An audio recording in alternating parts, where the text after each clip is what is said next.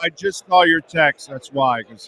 Yeah, I just saw a notification. Laughed at the text. We're just waiting here. We got no one showing up. I'm waiting on Walter Nolan of Ole Miss, the defensive tackle. Kenneth Grant, defensive tackle. Yeah, so I got some time right now. Okay. Let's get into it. Apparently, Phil Rose stirred it up, saying that Wes Welker got fired because of Tyreek Hill. And apparently, you guys asked Mike McDaniel about that, and he shot that down basically. What have you? What do you know about it? Because Yeah, I'll say this: if Joe Rose throws that shit out there, he's not the guy that throws stuff. He jokes around with all of us, and he'll do all kinds of bullshit and all that and have some fun. But in that kind of stuff, he doesn't joke. And so he throws it out there. I got to think there might be some truth to it. So what's your thoughts on that? yeah. There's a lot of ways you could go with that.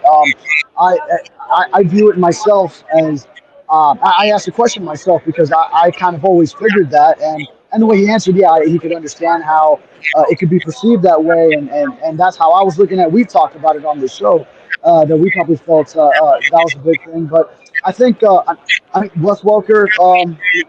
He might have just not been developing guys. Just something I've heard to Mike McDaniel standards, the way he takes so much importance into that. And, so sometimes I wonder if there are some small things where maybe he wasn't setting the tone for guys, so, with his own actions, not just with how he had the room in order, but just having his own coaching career under the standards that should be met for an NFL environment, an NFL facility. So doing your job to the best of his ability. So I think it was probably actually coming for him for a while earlier. Um, I, I have my problem with all of this is I have a hard time blaming Welker, he's. If you look at it, the development of the receivers, it wasn't good. But like we've talked about this example, when Waddle and Tyreek choose to walk off the field on third down against Green Bay, that's on who?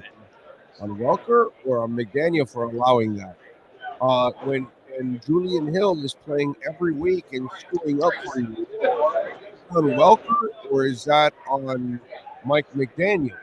So, and when his offense has a pre-snap penalty after another in key moments, do I blame Wes Welker or him?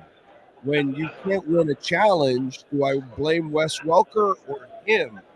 You know, I can point at so many things that prove that your head coach creates an undisciplined atmosphere that it's hard for me to then trickle it down and individually point to a coach when the head coach to me has been the bigger problem overall. And when I see Wes Welker, I saw him as a player and all that.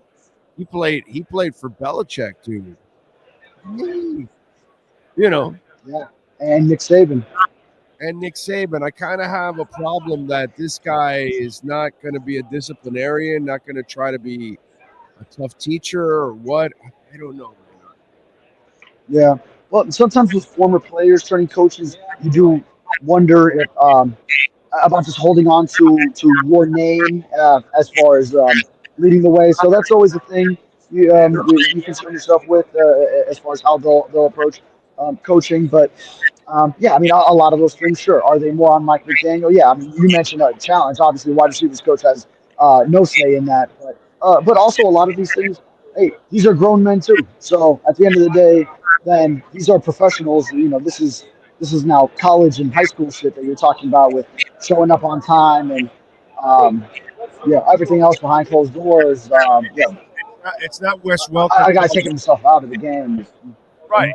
It's not Wes Welker calling a play for No, Jordan Smythe out in the corner of the end zone in a key moment. A play that requires an athletic tight end, and you're not really sending an athletic tight end out there. You're sending a guy to fail. I just, it's not up to Wes Welker when you don't stick to the run. When you stand Jalen Wright and Achan are going to be our lead guys. Well, dude, you didn't use Jalen Wright during the season. You didn't keep him enough playing time during the year. So all of a sudden now you're going to stand on the podium and say Jalen Wright is the guy along with Achan. There's a lot of inconsistency there. You know what I'm saying? Yeah. Like that Jalen Wright answer, surprised me when you didn't see him for a lot of that season. So, yeah, that brings up more questions now. Yeah, the developmental things you're expecting to get from year one to year two that you did not get out of him in his rookie year that you are anticipating. But yeah, but surely they'll be adding to that running back room anyway. I think he was also more so just mentioning him as those are the guys right now. But it seems like they'll be adding to that running back room anyway, and then there'll be competition for who that is with HN, and hopefully whoever it is does bring a power element. Yeah, there's no doubt they'll add to that running back room. They have to, and don't call me Shirley. Okay. Mm-hmm. Anyway, listen. Let's get. But I was just thinking about this. You and I sit there in training camp, and we're watching Jonnu Smith do everything in sight. Outside of serving Gatorade to the guys, he was doing everything in training camp, and we're like, wow, they're going to feature Jonnu Smith. And the first month, you could put him on a freaking milk carton. You couldn't find Jonnu Smith. That's not on West. So that to me is these are the inconsistencies that I have a real problem with right now. And there's plenty, yeah, that Mike McDaniel should take blame and be discredited for, but yeah, there's so many other things that you can't really put on a wide receivers coach either way. So I think a lot of what we look at on the surface is unrelated to maybe some of the stuff probably seen behind closed doors that more so led to that move. Yeah, I just think he can't talk about it publicly, but there has to have been something going on between them, overall. Terron Armstead, I almost get a feel like when they negotiated last offseason for this last year, that this was kind of part of it. And remember, you and I had a conversation a couple of weeks ago, and I told you, hey, all he's doing is saying the right things because he's still under contract and all that kind of stuff, and he's gone, pretty much. So what did you read into all of that where Miami now is saving $10 million in the cap because he cut it all the way down to the minimum? Yeah, and so still hasn't made a decision officially, but it's telling that the team is taking a different approach when same time last year this was happening, and it was basically Chris Greer saying, well, we need to hear that answer from him soon enough, where the team was waiting at the same time, combine time, so waiting on his word, whereas opposed to now, it's operating under the assumption you won't have him. That's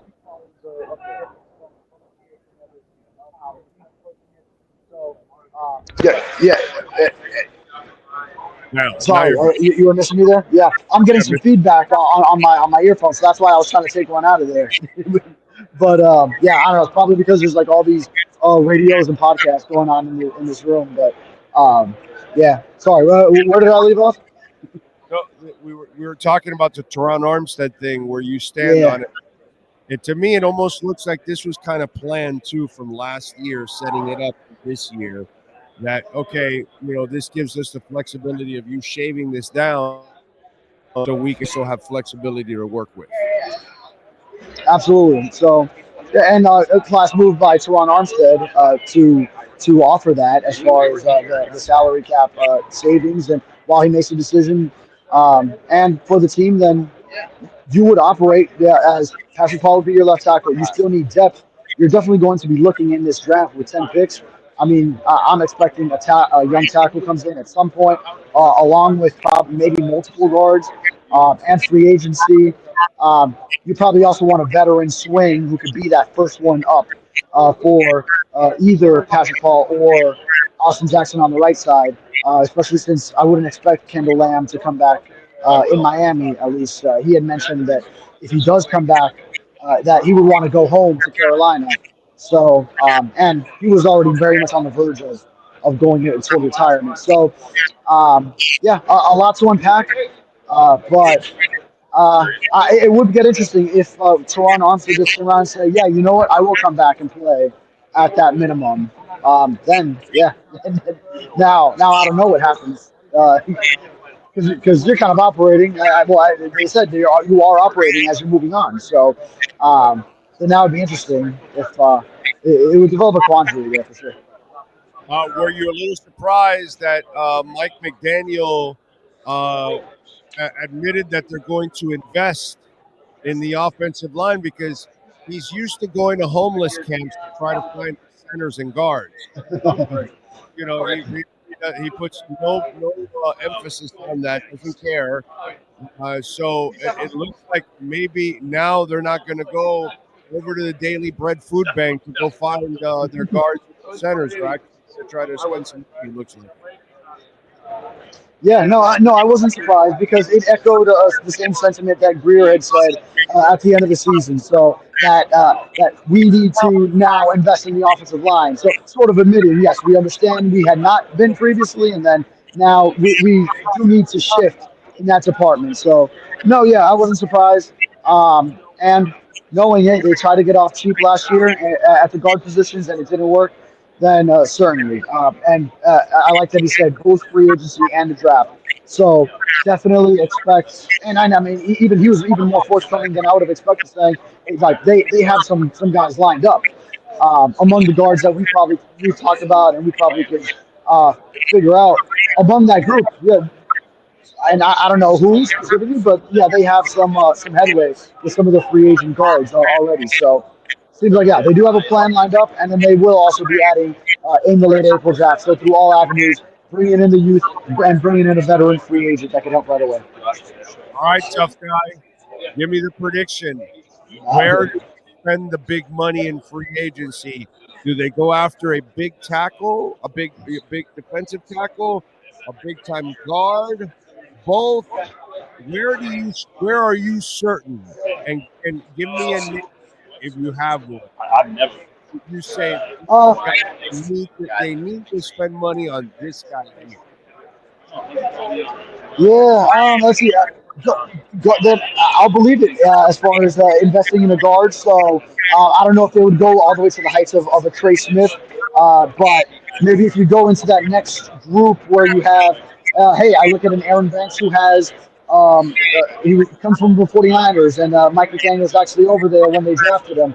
So a connection there where maybe he's in that next tier. Will Freeze is kind of like in the middle with the Colts. A veteran like Kevin Ziegler out of Detroit, the Tevin Jenkins possibly. But yeah, I mean, I would look at guard as far as where you might make an investment. I would like to see a big investment in this draft in the defensive tackle position because they have it's a loaded draft at that position. So I feel like that would be excellent. Um, and then I wonder about safety. I wonder about it, but they might try to get off cheap there, and possibly in free agency. Hey, if you could score something like that, like another Calais Campbell would be amazing, but maybe they look for a similar value and probably just try to tack on a lot of depth, a lot of players, more so quantity maybe than quality as far as the big spectrum. What's the percentage you put on Terron Armstead playing again for the Miami Dolphins? I got it at 0. I think he's Zero, done. yeah, I think he's done. To be quite honest. right. A low number. I put it below 20, maybe 10 to 15%. I'll go a little higher than you at zero, right? Yeah, maybe 10 to 15%. I think he's done, bro. I think unless a championship team comes along and says, "Hey, we need you," some kind of an injury later on in the offseason or something. But I think he's done. I think I think he's beaten up his body enough, to be quite honest. And that's will last forever. The pain ever. So, sorry, I lost you there for a second.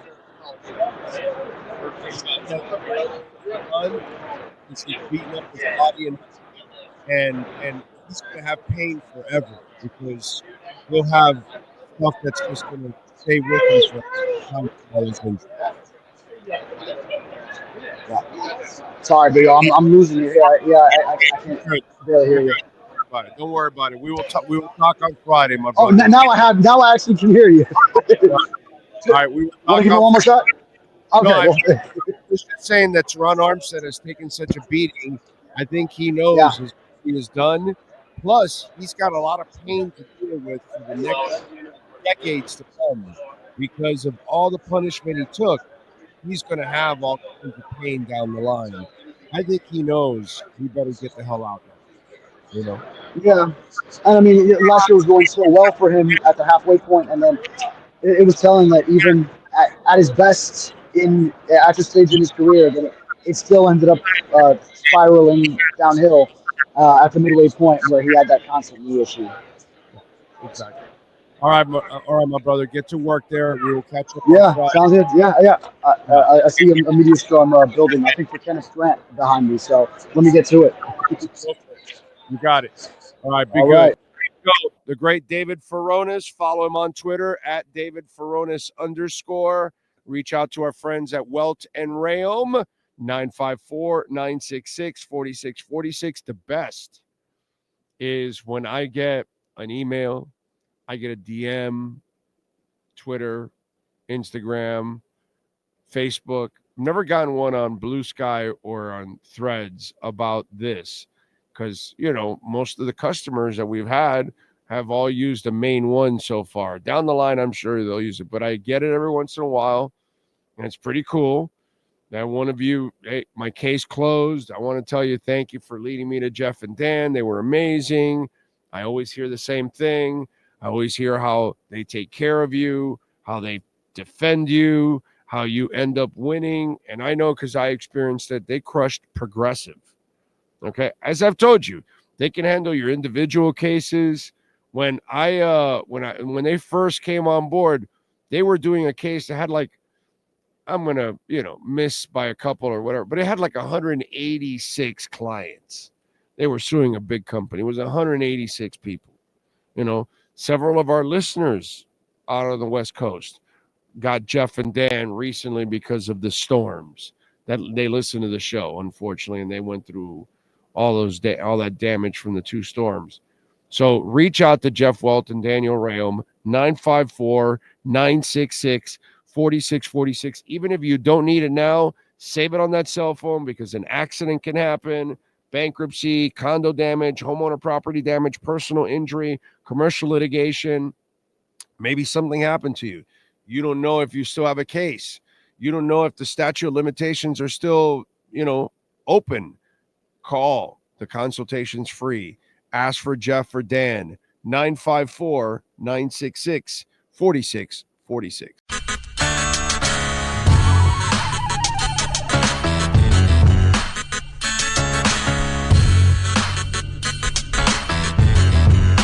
This is the Big O Show.